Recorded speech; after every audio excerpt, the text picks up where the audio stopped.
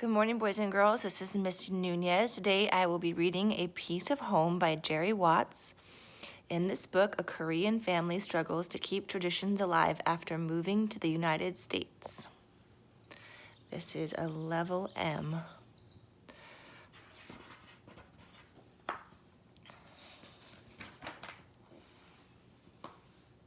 In Korea, my grandmother was a wise and wonderful teacher.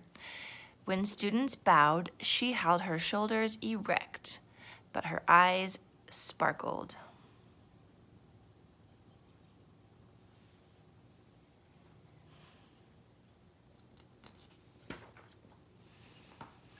Even at home, my grandmother could find the extraordinary held within the ordinary, like how she coaxed her magungwa shrubs to blossom into tensham flowers, revealing their bright red centers.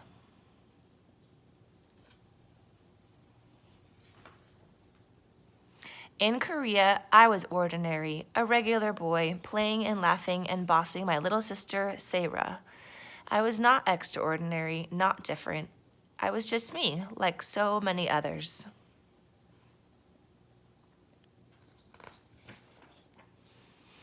In Korea, my father, who always did the right thing, who always did what was expected, surprised us all. He accepted a position at a law school in West Virginia. Who would expect West Virginia, he laughed, and so did my mother. I did not.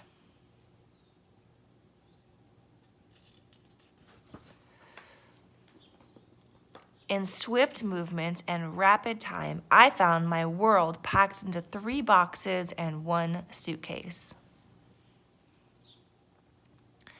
Crated, nailed, and mailed to a house I'd never seen. In West Virginia, my grandmother stays at home, and she does not hold her shoulders erect, and her eyes don't gleam, not at all.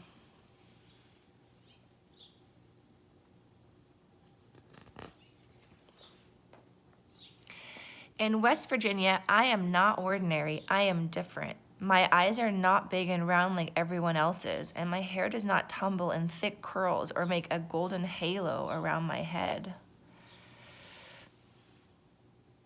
My new classmates smile and talk, but it is sharp noise. Their names sit like stones on my tongue. Steve, Tom.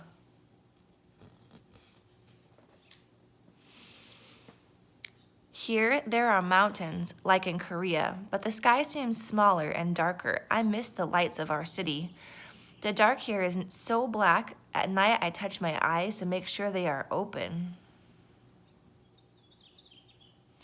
But when the pale moon is full and round, it looks like my face, and a little like the face of the woman who is now my teacher. My teacher is nice. She tries to help. She speaks slowly, as if I am stupid. Lips snapping over sounds my mouth will not make. Can you say book? B-O-O-K, book. I try to say I don't want to be here. She nods a lot and smiles, but she knows that I do not understand, and I know she does not understand.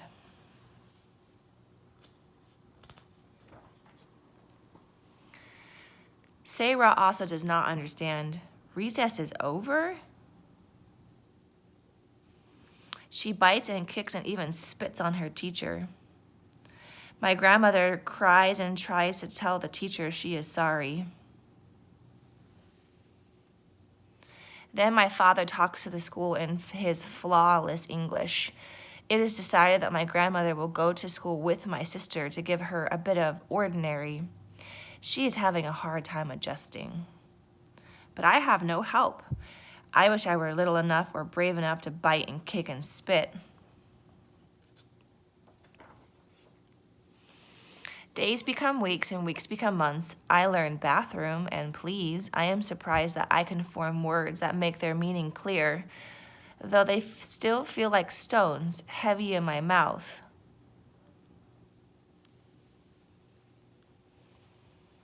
They work, though. Play with me, like in Korea. Pass it back, like in Korea.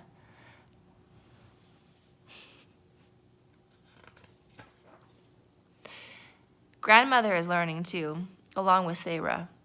At dinner, she tells us about the other children in Sarah's class and about their young teacher, newly engaged, who helps my grandmother with English at nap time. And my grandmother, with halting words, gives her advice.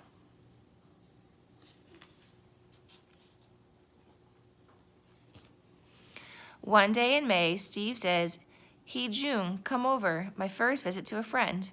In his yard, I discover a red-centered blossom. "Magungwa," I say. "Rose of Sharon," Steve says. "It's Magungwa in Korea," I say. "It's Rose of Sharon here," Steve says.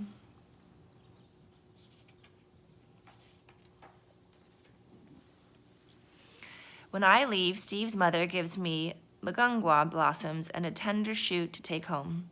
"A piece of heaven," Grandmother says, "a piece of home."